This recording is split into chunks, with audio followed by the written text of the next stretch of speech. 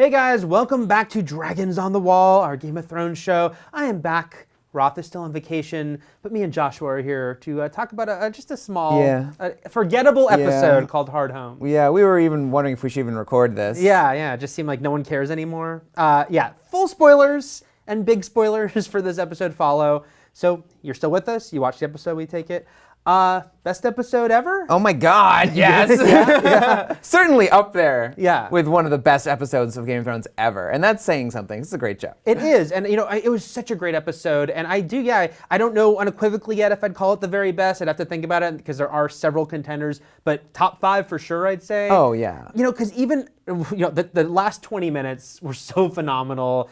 Amazing action sequence, but before that, it was a great episode. The Dany and Tyrion stuff was thrilling, That was really cool. Although I thought it was a little too dry, but I did enjoy seeing them talk. And I thought if maybe there was something that she needed right then, like some sort of tension to the scene that she actually needed his help, not just like here's who we are, let's get a big history lesson, and here's why we need each other.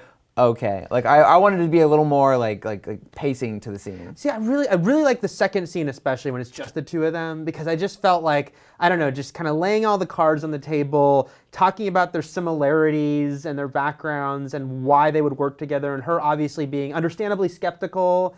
And and obviously Tyrion's a great character for his dry wit, but the way he could just kind of throw out these little factoids about killing his dad, and the things these like sardonic little asides. And I liked seeing her kind of, more and more you could tell being like, okay, maybe I should work with this guy. Yeah, they have a lot in common all of a sudden. Yeah. And so I think it was just very cool to see finally these two main characters after all this time really hash it all out. Yes.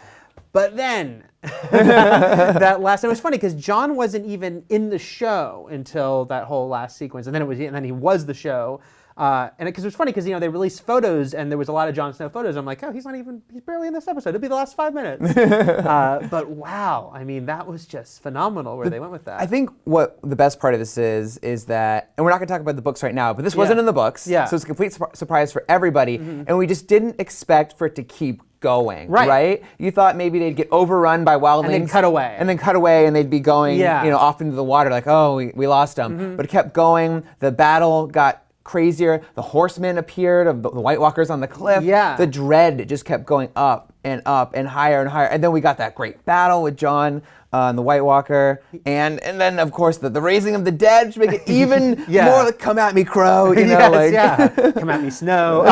It kept escalating. That's a great point. Because, there were times where I'm like, this could cut away to another scene right now. This could be it for this episode with a storyline, like when the wall froze up behind it or something, But we didn't leave, and it just kept getting worse and worse.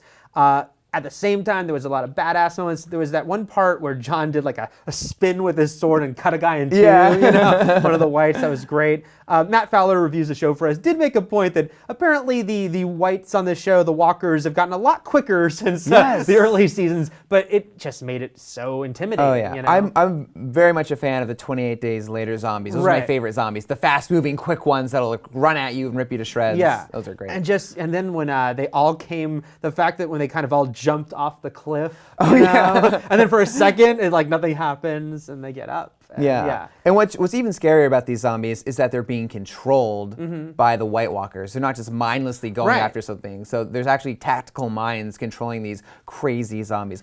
Although one thing I do want to say that I didn't like is that I was very confused in a lot of shots to what I was looking at, because I wasn't sure if I was looking at a white or a wildling, or what was happening, or the shot was too quick, and they kind of looked the same. I think there wasn't enough to visually distinguish between one and the other. That's a very minor quibble on a very awesome scene. I understand what you're saying, especially when we were getting the perspective of the people on the boats looking back. At one point, it was like, wait, who's winning? Even though you kind of knew that they were who was losing. But I also think that kind of added to the chaos of the situation, which and it kind of would be. There was a part even where I can't now when someone almost stabbed someone, but I think it was Jon. Someone turned and realized realize it was an ally, you know? Yeah. Because it is that kind of battle. He like grabbed him. Yeah.